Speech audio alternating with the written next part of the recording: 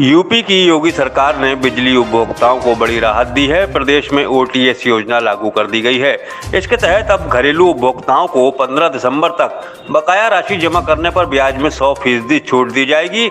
मुख्यमंत्री योगी आदित्यनाथ के आदेश के बाद प्रदेश के ऊर्जा मंत्री ए.के. शर्मा ने विभागीय अफसरों को योजना पर काम करने के निर्देश दिए हैं। ऊर्जा मंत्री ने कहा कि ओटीएस योजना में अलग अलग प्रावधान किए गए हैं। बिजली चोरी में पकड़े गए उपभोक्ताओं के लिए भी योजना में प्रावधान है। यदि वे तत्काल कनेक्शन लेते हैं तो बिजली चोरी में उन पर लगे जुर्माने में भी छूट दी जाएगी। बरेली में श्री राम मूर्ति मेमोरियल राज्य रैंकिंग टेबल टेनिस टूर्नामेंट का शुभारंभ हो गया। एसआरएमएस ट्रस्ट के चेयरमैन देवमूर्ति, बरेली टेबल टेनिस संघ के सचिव दीपेंद्र कामथान, अंतर्राष्ट्रीय रेफरी अमित सिंह, एसआरएमएस के डीन प्रभाकर गुप्ता और प्रधानाचार्य डॉक्टर एम.एस. बुटोला ने फीता काटकर टूर्नामेंट का उद्घाटन किया।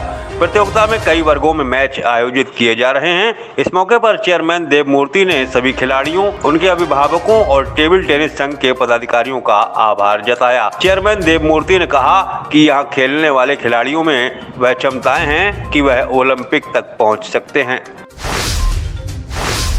बरेली में मतदाता सूची में नाम बढ़वाने का 2 दिवसीय अभियान शनिवार से शुरू हो गया। जिले भर में रविवार को भी यह अभियान बूथों पर जारी रहेगा। सभी स्थानों पर बीएलओ मतदाता सूचियों में नए वोटरों का नाम शामिल करने के लिए मौजूद रहेंगे। बता दें कि चुनाव आयोग के निर्देश पर अलग अलग तारीखों में यह अभियान चलाया जा रहा है। इसके बाद 25-26 नवम्बर और 2 व 3 दिसंबर को भी वोटर लिस्ट में नाम बढ़वाने को अभियान चलाया जाएगा। 9 दिसंबर को बूथों पर जाकर लोग मतदाता सूचियों में अपना नाम देख सकते हैं। बरेली में आयोजित संपूर्ण समाधान दिवस में डीएम रविंद्र कुमार और एसएसपी घुले सुशील चंद्रभान ने नवाबगंज तहसील में जन समस्याएं सुनकर उनका निस्तारण कराया। इस दौरान अफसरों ने कई शिकायतों का मौके पर ही निस्तारण करा दिया।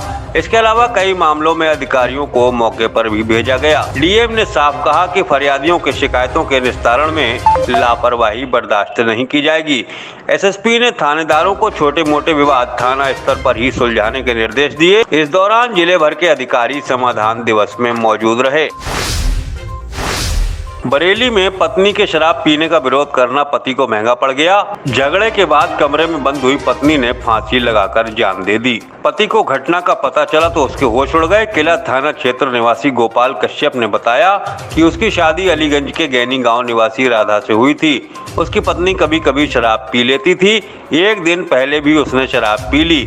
पति के विरोध करने पर पत्नी ने खुद को कमरे में बंद करके आत्मघाती कदम उठा लिया। मौके पर पहुंची पुलिस मामले की जांच में जुटी है। बरेली के आंवला में महर्षि वाल्मीकि जयंती शोभा यात्रा धूमधाम से निकाली गई। हर्षोल्लास के साथ निकली शोभा यात्रा को चेयरमैन आबिद अली ने हरी झंडी दिखाकर रवाना किया।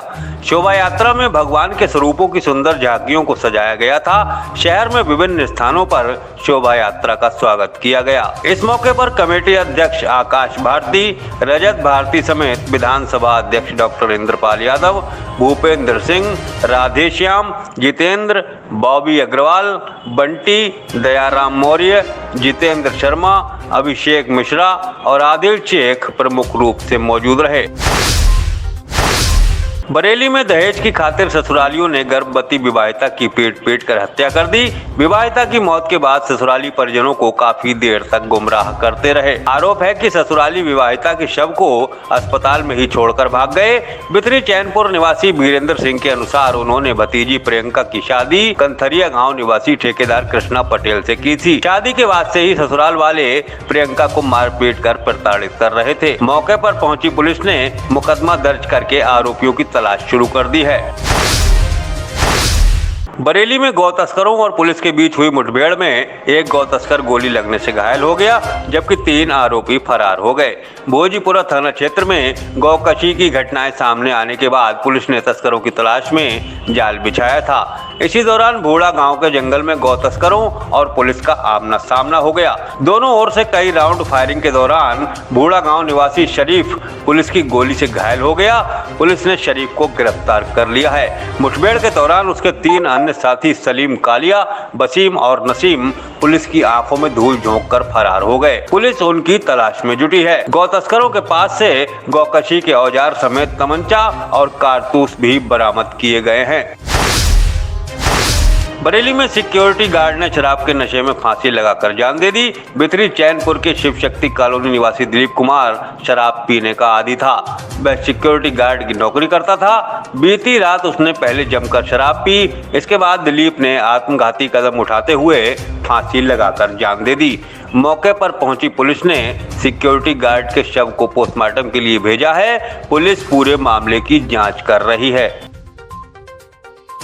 बरेली कचहरी में शनिवार को जमकर हंगामा हो गया। आरोप है कि कचहरी में वादी ने वकील से विवाद होने पर वकील की अंगुली दांतों से चबा ली।